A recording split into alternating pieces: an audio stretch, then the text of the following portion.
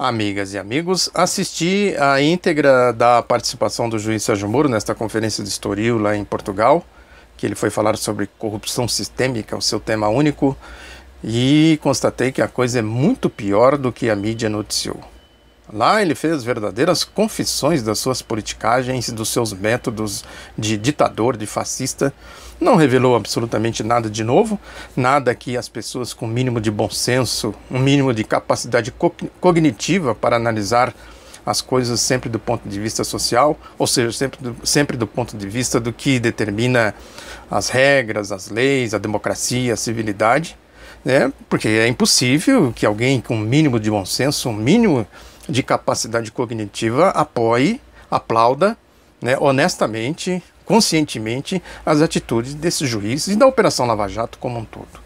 Ele fez lá, por exemplo, revelações do tipo que ele usa um criminoso contra o outro, né, fazendo claramente juízo de valor.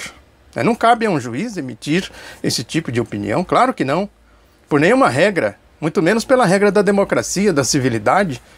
Ou então, aqui ele está querendo dizer que todos os que estão aí no âmbito da Operação Lava Jato, que estão na alçada da Operação Lava Jato, são criminosos?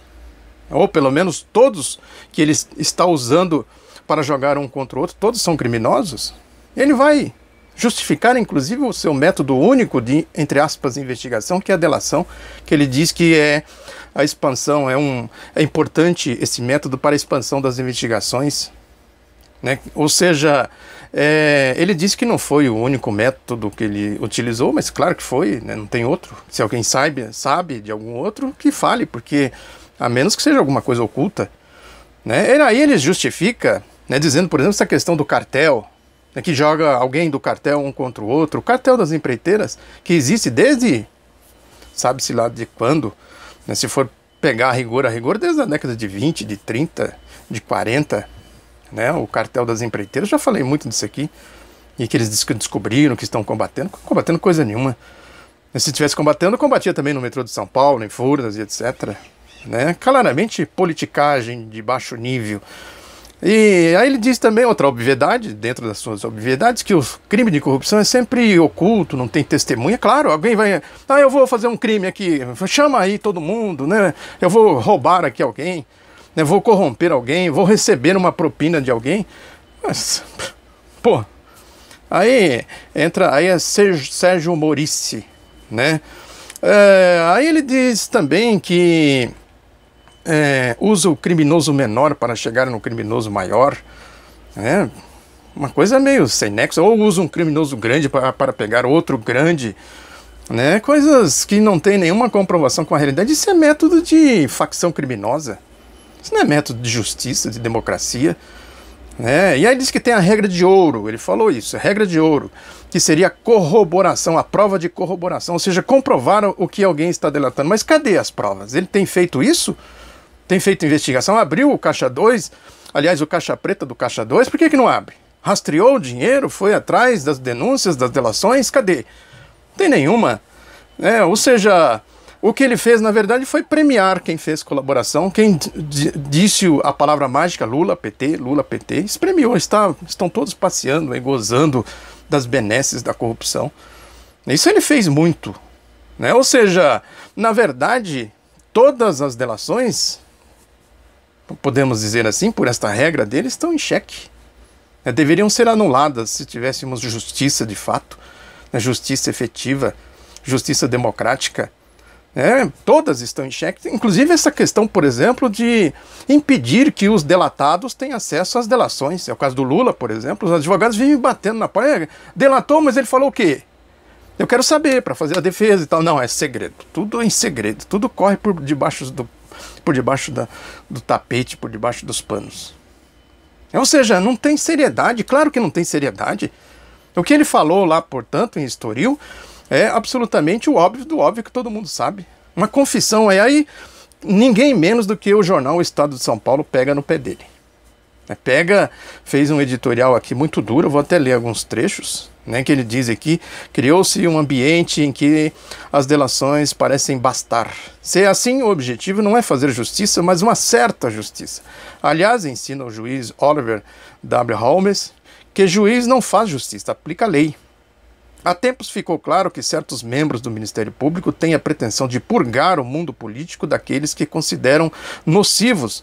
Para esse fim, basta espalhar por aí, por meio de vazamentos deliberados, que tal ou qual político foi citado nesta ou naquela delação para que o destino do delatado esteja selado, muito antes de qualquer tribunal pronunciar sua sentença. É exatamente isso aqui, só que o Estadão faz isso de maneira oportunista, defendendo o Temer. A briga entre eles, o Grupo Globo quer fora Temer, o Grupo Estadão e outro, a Folha fica ali no meio do caminho, fica Temer. Claros interesses econômicos por trás disso. Fiesp, CNI, BNDES, mundo financeiro, briga de facções. Porque o que o Estadão está falando aqui, ele deveria ter falado quando ocorreu aí todo esse processo de perseguição ao Lula, ao PT, que é o objetivo. Nisso eles se unificam, mas quando pega as beiradas, que é o caso agora, que estão pegando o Temer, Aécio, etc., aí o Estadão se levanta aqui com argumentos absolutamente corretos, mas por motivos errados. Prossegue lá no final o editorial dizendo o seguinte: se é verdade, como diz o juiz Sérgio Moro, que o objetivo dos paladinos do Ministério Público é pegar os grandes criminosos, como explicar que alguém que confessa crimes dessa magnitude, como fez Joesley Batista, não será punido? A resposta é muito simples. O objetivo não é pegar os grandes criminosos, mas apenas aqueles que, na visão dos procuradores da República, devem ser alijados da vida nacional, isto é, os políticos. Ainda que nenhuma prova apareça para corroborar as acusações, o estrago já estará feito. E, no entanto, há muitos políticos honestos nesse país. É verdade, tem sim. Não essa turma aí do mundo da lama da corrupção. Assim, prossegue o editorial, as delações tornaram instrumentos eminentemente políticos. Isso que todo mundo sabe, que eu falo aqui, não é de hoje, há mais de um ano. Na patética articulação em curso para encontrar um substituto para Temer, caso o presidente caia, a primeira qualificação exigida é que o nome do candidato não tenha sido sussurrado por nenhum delator. Só então será considerada sua capacidade de governar o país. Essa é a prova de que a agenda nacional, em meio a uma das mais graves crises da história, foi definitivamente contaminada pelo pressuposto de que o Brasil só será salvo se a classe política for desbaratada, como se fosse uma quadrilha. Isso não costuma dar boa coisa. Claramente que não. Nós estamos vivendo um ambiente de fascismo difuso. E o Estadão colaborou muito por isso. Agora, aí claramente se utilizando de uma verdade, de um fato, de uma realidade, para fazer também as suas politicagens. Existe aí, porque a gente não pode entender e compreender comportamentos e atitudes fascistas, como esse caso de Danilo Gentili, por exemplo, aí que fez essa grosseria contra a Maria do Rosário, né, a deputada, né, não pode compreender o comportamento desses esgotinhos nauseabundos, Joyce Hasselmann, antagonista, Marco Antônio Villa, etc., né, não pode compreender essas hordas de bolsonaristas que existem por aí, boca suja, sem a gente entender esse fenômeno que se diz, que alguém chamou aí de psicopatia social, psicopatas sociais. São psicopatas, do ponto de vista social. Esse ambiente da Lava Jato cria os psicopatas sociais. É exatamente isso. Se a gente não entender por aí, e tem duas vertentes que eles se utilizam, historicamente, não é de hoje, que eles se utilizam para difundir essa psicopatia social, para criar esses psicopatas sociais, que é a corrupção, porque o sentimento do povo é anticorrupção, o povo trabalha, paga imposto, né, dá duro aí para tocar a vida para frente, tem uma revolta muito grande com corrupção. E os corruptos se utilizam disso, aquela história do batedor de carteira. Ele bate a carteira e grita, pega ladrão, aí todo mundo sai correndo, ninguém sabe quem bateu a carteira. O corrupto age exatamente assim, acusa os outros de corrupção. Isso está claro aí no processo da Operação Lava Jato. E o outro é a religião. O povo tem a sua religiosidade por questões éticas, morais, né, procura ter um caminho de retidão, né, de correção, e eles utilizam isso. Deus é isso, Jesus é aquilo, Deus falou isso está cheio disso, é só ligar a televisão que a gente vê isso. Então eles usam, isso aí não é de hoje, não é de agora, né, que eles criam, são os corruptos, os malandros, pastores, pregadores de tudo quanto é tipo, de vigaristas, e também, e eles se misturam, né, o que combate a corrupção em nome da religião. São coisas de psicopata, para criar essa psicopatia social, para manipular. É técnica dos nazistas, dos fascistas, de manipulação das massas. Os bolsonaristas são exatamente isso. criou, portanto, aí esse ambiente, esse comportamento de Danilo Gentili e esses outros psicopatas sociais que eu mencionei aqui, desses esgotinhos nauseabundos, né?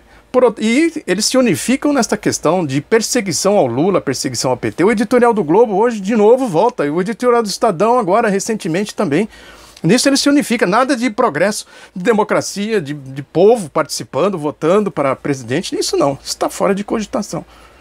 A briga é entre eles. E o Estadão se utiliza desta lógica elementar, que não é de hoje que se fala isso, eu venho falando isso aqui, conforme eu já disse, há muito tempo, se utiliza de maneira oportunista para fazer as suas politicagens. Tudo politiqueiro. Lava Jato, Sérgio Moro, Estadão, Globo. É o mundo da direita, repito, o mundo da lama, o mundo da corrupção. Um abraço, divulgue o outro lado da notícia e até a próxima.